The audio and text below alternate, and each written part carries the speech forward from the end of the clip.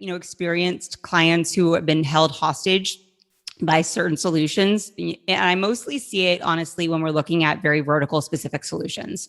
So someone who they have a solution that is specifically for plastic surgery or for chiropractic care or for legal teams.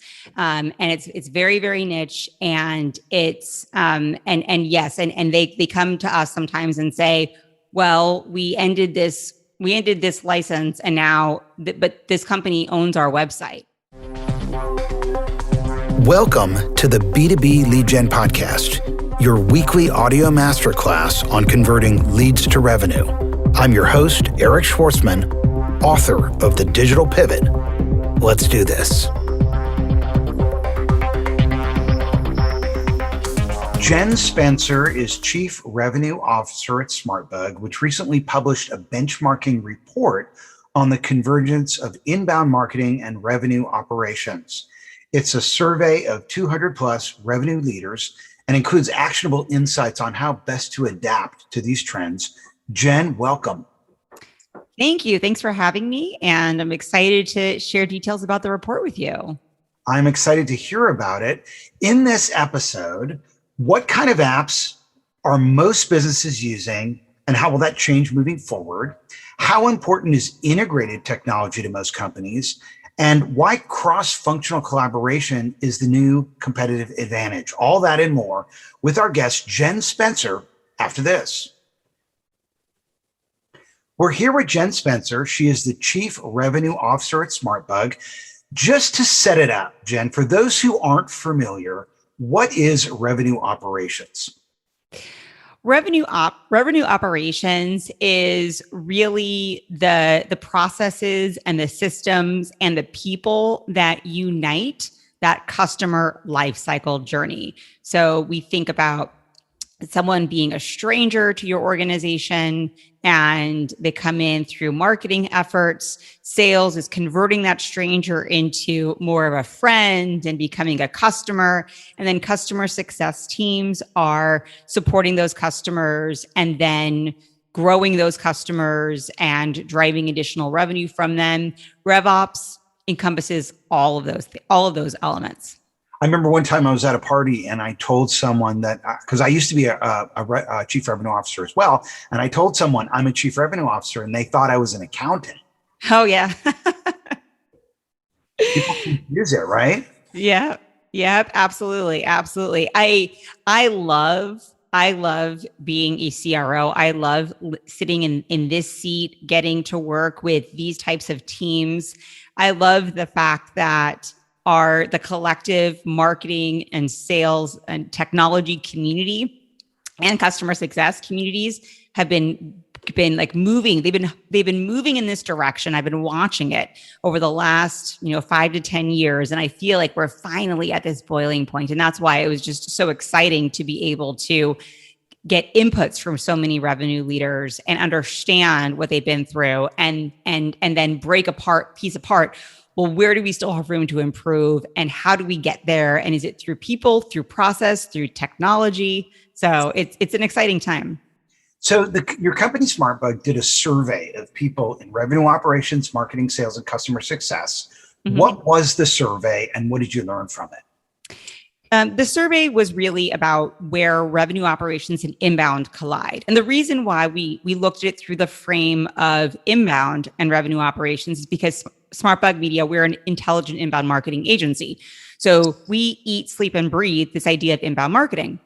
We wanted to launch a benchmark report, an industry benchmark report to bring together RevOps, inbound marketing, and technology. And we decided we were better together by partnering with some of our other technology partners, Terminus, Typeform, Vidyard. And from that, we were looking for what kind of operational efficiencies are folks, requiring? What is RevOps really about? Is it about data and analytics? How much does it have to do with the people? This idea of collaboration and the importance of collaboration, and then also looking at whose responsibility it is to achieve revenue targets. And that's been just really exciting to see how people responded and what that means for changing changing the landscape of marketing. And we were looking at it particularly through the lens of inbound marketers or companies that employ inbound marketing strategies. So just to make this really practical for someone maybe outside the bubble, Sure, who's trying to sort of figure out what RevOps is, let's start by looking at the technology, because obviously, if you've got people in different departments collaborating in a digital environment, you're going to need technology for that. Mm-hmm. And what is a tech stack? The tech stack it's the core technologies that you're using in your organization to support that customer journey and also the business operations that go hand in hand with that customer journey. So in most organizations, the center of that tech stack, the heartbeat, really structurally is going to be their CRM, their customer relationship management platform. And then from there are other technologies that you might sort of bolt on to that CRM in order to achieve certain goals, right? Whether it's marketing automation for helping nurture the contacts that are in your database based off of their life cycle stage or their buyer persona.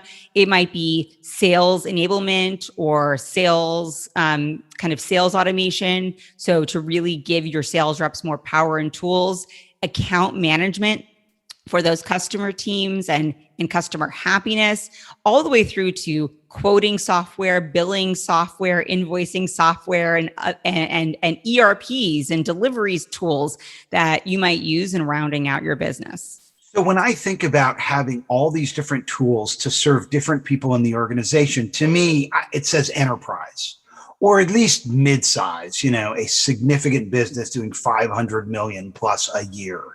But what about small business? Because I know in the report, 30% of the 200 plus people that participated in the survey were small business. Mm-hmm. So how do you define small business? So we're thinking about small business. We're looking at organizations that they typically are doing, under, let's say, $200 million in revenue, right? As an organization. But they're growing and they have a desire to grow. And I think that's kind of a commonality when we look at who is responding to our survey. These are organizations that they're small now. Maybe they don't desire to be enterprise level organizations, but these aren't lifestyle businesses. These are organizations with boards of directors or private equity owned, or they just have a desire to grow. And I think that's a really important piece of this too, because they're not just thinking about what do I need to be using in order to operate my business today. They're also thinking about tomorrow, and they're thinking about a year from now. And when they're making decisions about what they want to use and how they want to use it, they're also thinking about the implications of their growth and how that technology is going to support them. But does this type of solution work for a company that's doing less than 10 million a year? Oh, yeah, absolutely. Absolutely. I mean, when you think about our buyer behavior, right? Let's take ourselves out of a business to business B2B setting, and let's think about our consumer lifestyle that we live in. We are irritated when a brand that we use, we're a customer of, when they don't really know who we are, when they make assumptions about us, when we get an ad, we see an ad for something on social media, and that ad is nothing like what we would ever want to buy ever. I mean, it's so disconnected.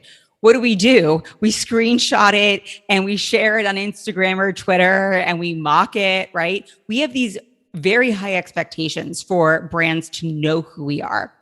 And the B2C world has really set the pace for this. And so then we transfer that into our lives in the B2B space, where we, as buyers, expect that people are going to understand us. Those salespeople, when we actually talk to them, they're going to know a little bit about us. They're going to know our history. So the best way to do that, the most scalable way to keep all of that organized, is through the use of technology. At the very, very least, having a customer relationship management system or your CRM. You think about something like an interoperable stack that would combine different types of technology into one solution at a small business. Maybe you'd Mhm. have a content management system to operate your website and some sort of a forms plugin to be able to pull signups or registrations or orders into a customer relationship management software system, and then maybe a, I don't know, email newsletter app Mhm. to be able to keep people up to date. Just a small stack like that. But you see so many small businesses, rather than build an interoperable stack, they go with some all-in-one solution like a Shopify, because the developer talent isn't really available to them. Is that a Mhm. mistake? Is it a mistake to be all in with one company on your platform? Or are you better off sort of, mixing and matching? So if one doesn't work, you can bring in another one. You're not wholly dependent on one software company. It's an interesting question. I don't think it's a mistake. I think there's a world for combining best of breed technologies and integrating those technologies. And we saw that in the report too. I mean, we saw the increased need for integrated solutions, but that's really more at the upper end of the market, because not that everyone doesn't need it, but does everyone have the time and resources to put into that? And that's where platforms like the Shopify platform, Klaviyo, or HubSpot, where they come to the table with a complete all-in-one solution that, and maybe the solution isn't very like niche to their business, and maybe there's something else out there that is a little bit more, has been a little bit more customized to that particular industry, right?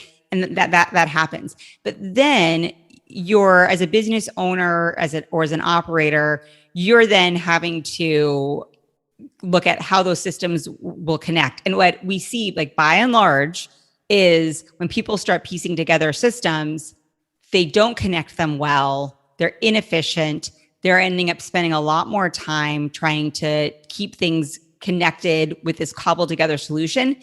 And the pros of that best of breed solution start to just diminish, as they just, or people are running out of time.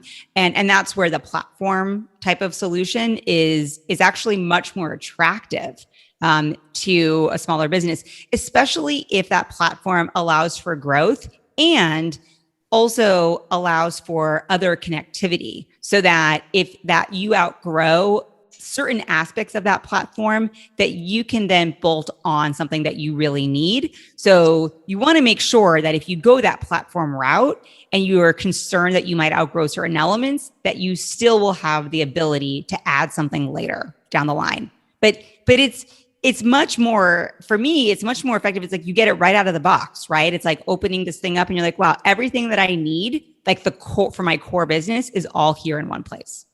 You think about companies in growth stage, they often offer amazing deals. And Mm-hmm. I remember like when WeWork first opened up, it was awesome. It was really inexpensive and they had amazing coffee and a great setup. And you knew that, once they got to a certain maturity state, if they would get there, it wouldn't be that way anymore. You think about like mature companies like telcos or cable companies, they're always trying to squeeze an extra nickel out of you. But when a company's in growth stage, right, particularly in a winner take all market, they're really giving it away free and cheap. And it's a great opportunity for customers.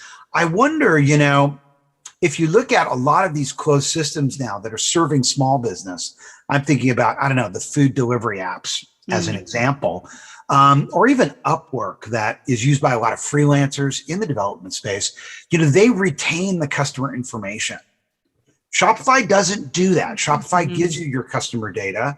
Mm-hmm. HubSpot gives you your customer data, but they're still in growth stage. And so Mm-hmm. you wonder, if you hitch your wagon, to that horse, and that horse decides one day, you know what, you don't get your customer data anymore, then you're kind of up a creek without a paddle.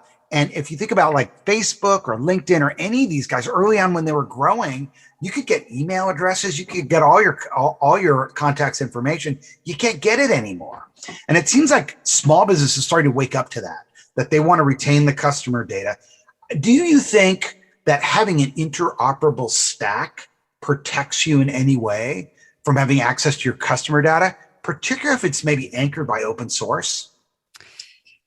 I mean, not necessarily. I guess it really does depend. I've experienced clients who have been held hostage by certain solutions. And I mostly see it, honestly, when we're looking at very vertical specific solutions. So someone who they have a solution that is specifically for plastic surgery or for chiropractic care or for legal teams. And it's very, very niche. And it's, and yes, and they come to us sometimes and say, well, we ended this license and now, but this company owns our website. Oh my gosh, are you kidding me? What do you mean? No, that's yours. You should own that. So I think there's a distinction, and a really important distinction between all-in-one platforms that will retain, they'll own kind of that customer information, and other solutions like HubSpot. Like another example, there's another platform that is at the lower end of the market, quasi kind of competitive with HubSpot, for example. And I'm not a partner of theirs, but their agency model, I do help run an agency. Their agency model is one where the agency licenses the software and then uses the software on behalf of the customer, right? And when I see that, I say, I'm completely turned off by that. No, our customer, the client, the end user, folks listening, you need to own your license. You need to own your customer data. No one else should own that for you. Yeah. And if your domain, the destination, the domain, everything, you need to own that. And so it means reading the fine print. Right? We often sign off on things and we feel good about the decision. We've had a great salesperson, but you do need to read the fine print and you need to make sure that you own your data. So with it, if you're buying HubSpot, you do own your data. And if you decide you don't want to be with HubSpot anymore, all of that data can be exported and then you can use it for something else. It's yours to own forever. What drives companies to deploy new technologies? How many apps does the average revenue leader use? And Small Business Tech Stacks with Jen Spencer. Stick around. Jen, your survey found that 64% of corporate leaders say they'd walk away from purchasing new technology if it doesn't include a native integration with their CRM. Mm-hmm. Can you explain for the general business person who's not familiar with the inner workings of digital business, what exactly that means? I would love to.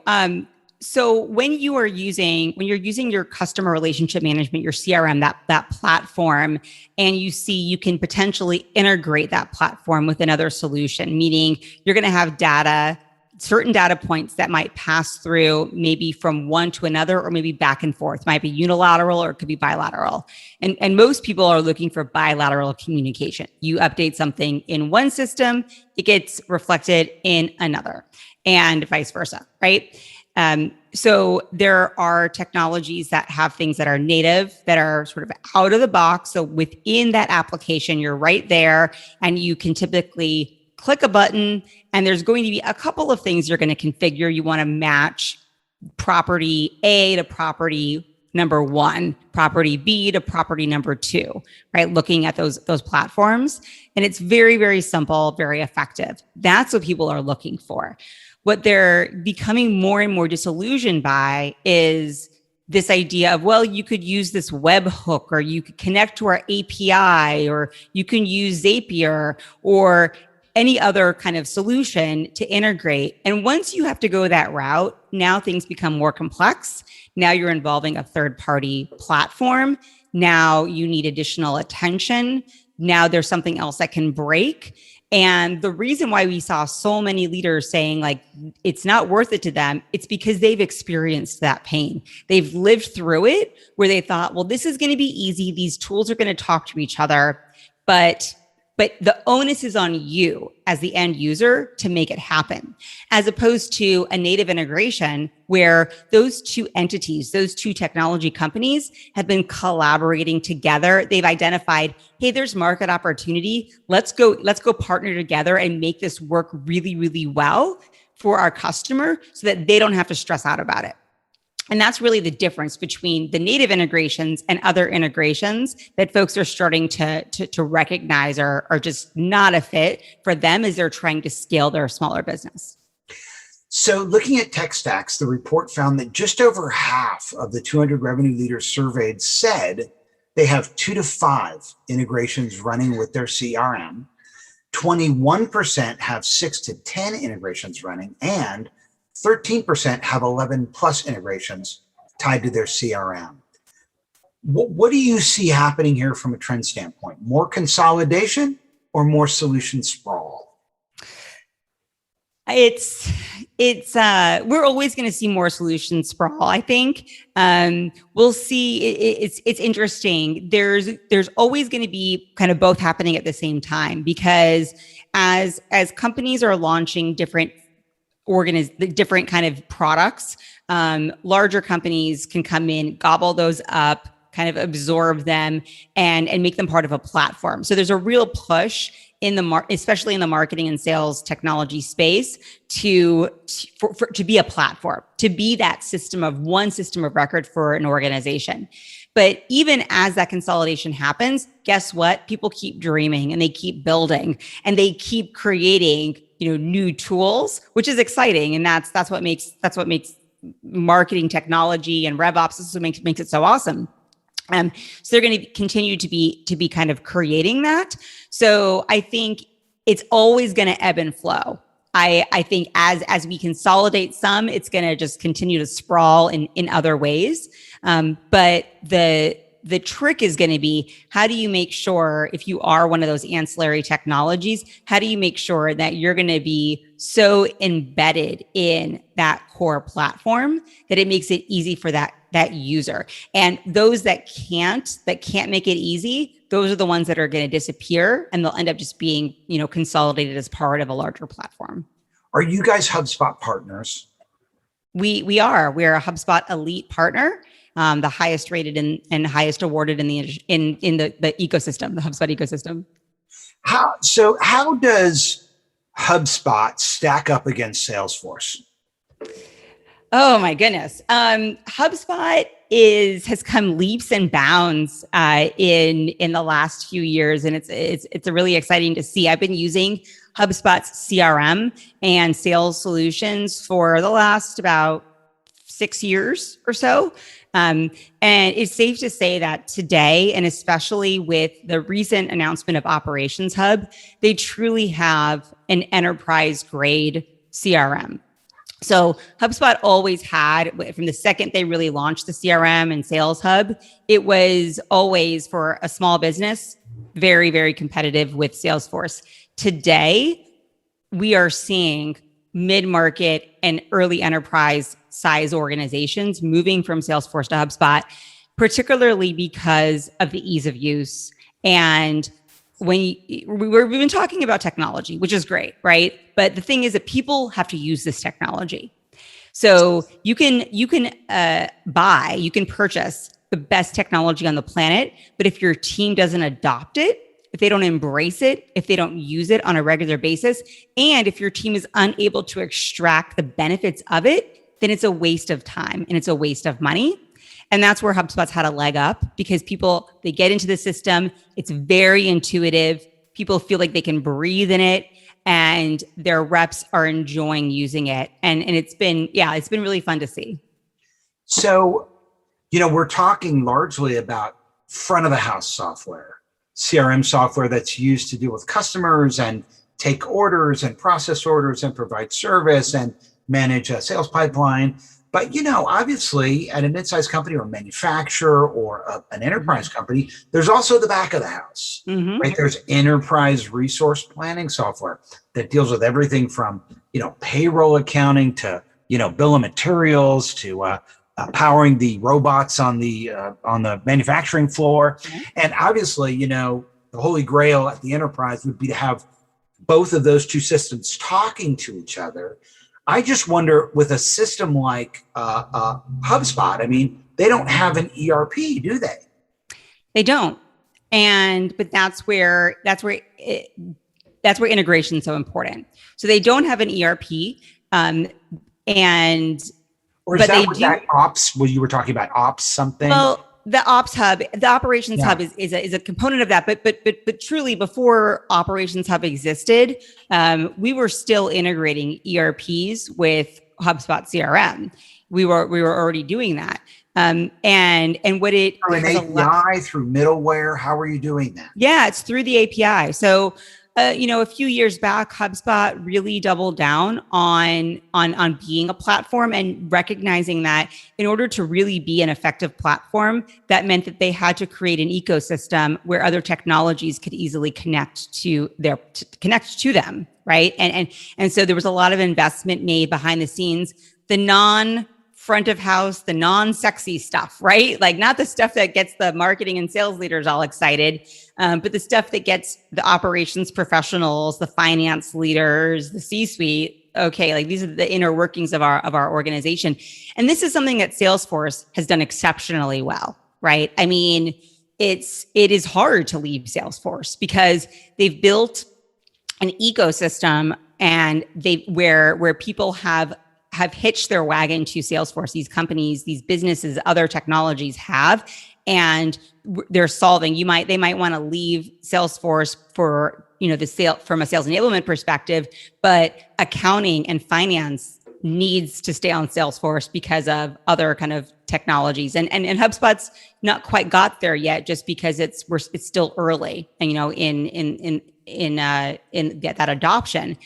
But you should be, your ERP should be connecting to your CRM, and your CRM should be fueling your marketing automation platform.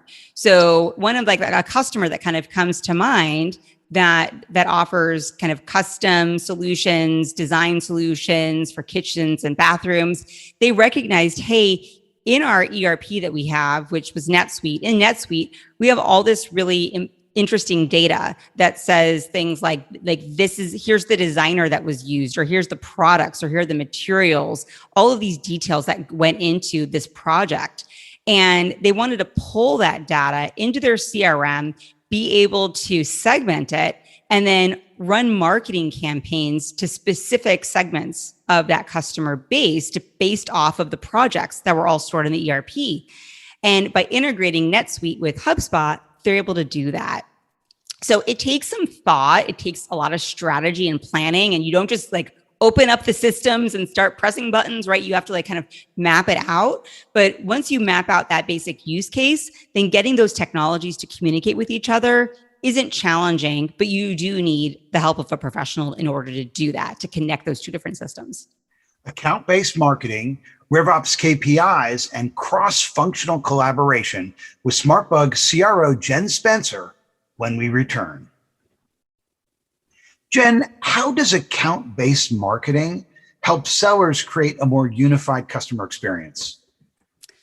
The beauty of account-based marketing is you're predetermining what type of company, what type of organization would be a really good fit for your business. And then you are looking at all the different ways that you can make yourself available to that account, and you work to penetrate that account. So it allows for less distractions. So your sales team has kind of their short list. I'll give a perfect example. My sales team, every single sales team member, they've got their top 10 accounts that we've identified. These companies would make very, very, very good clients for us based off of a number of different factors, the different dimensions that we might use to determine, that they make sense as a tier 1 account. And I tell that sales team, you need to know those 10 accounts like they're your own children, like they're your own pets, right? You know their names, you know their behaviors, you recognize them if you ran into them on the street. And that allows for like less distractions, and then provides marketing also with a bit of a framework of, now we're not just trying to boil the ocean here, right? We're going to specifically put some campaigns in place to try to bring those people into our universe. And then that translates into a more successful customer experience, because we've predetermined that there's very good alignment between that business and the business that you have. And how does customer data, or account data rather, help sellers create raving fans? It kind of goes back to what we were talking about buyer expectations and knowing kind of the ins and outs of your business. But that customer data, if you have that customer data, that's great. That's step one, right? Making sure you're gathering that information. But then step two is looking at how are you putting it to use? So for example, if you have a customer that always, when you send kind of some kind of an email, maybe you do a monthly newsletter, and every time you send a monthly newsletter, they're clicking on something it's the same topic. It goes back to the same pain every time and time again. Well, now that account manager, whoever's working with that customer, they can see that aggregated and they can approach the next conversation they have with that customer about that particular pain point. So where we see organizations make some mistakes is they collect all that data, but they don't actually do anything with it. So you have to do both, but a customer will become a raving fan of yours if they feel understood, if they feel like you get them, you know their business, and you're also actively working to provide them more and more value in every interaction that you have. And listen, we're only human, right? So if you're an account manager and you have 50 different accounts that you're managing, how can you possibly remember everything you might have to about those people? How do you remember, whether it's their birthdays or their children, what school their children, are going to, what college they just got accepted in, or somebody's, their interests or their big pain point, or what their next kind of career goal is. These are all relationship elements that it's impossible for one human being to remember all of that about everyone all the time. So if you have all that data in a place that you can actually access and do something with, then that's going to allow you to create more of that fandom experience, because at the end of the day, we all want to just be heard and understood and appreciated and respected. And using that data will help people get there. Jen, your study found that while 96% of companies use revenue to measure sales, the same is true of only 66% of marketing departments and 45% of customer success teams. How should marketing and customer success be measured?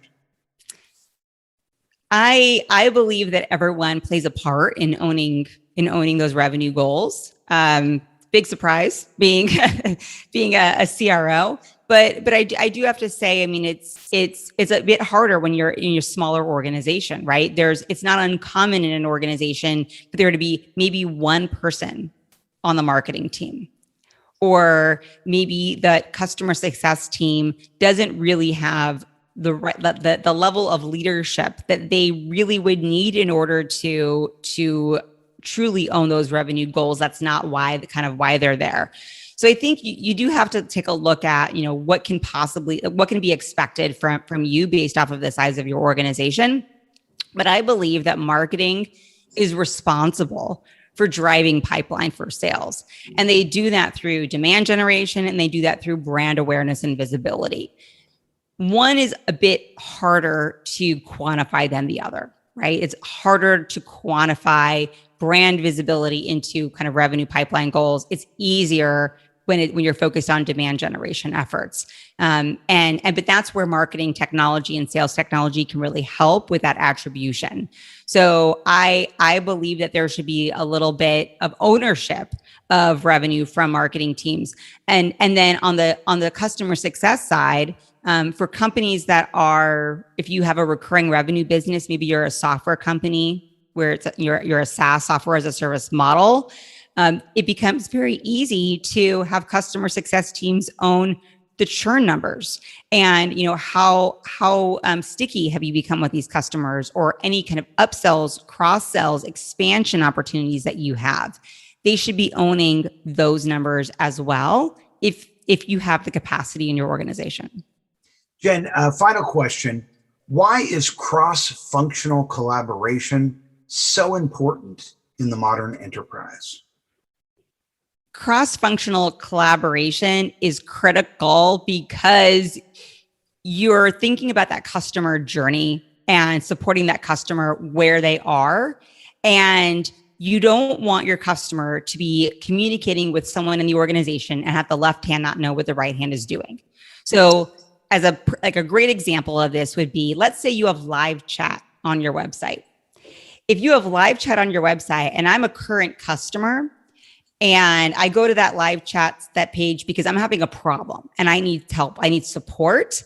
If the person who is operating the live chat, responding to it, is in sales and has absolutely no idea that you're a customer, or doesn't have a mechanism to actually shift you from talking to a salesperson over to talking to someone in customer success, that's going to leave a pretty bad taste in your mouth as a customer, because you're just coming to the place, you're coming to this site and you want to be served.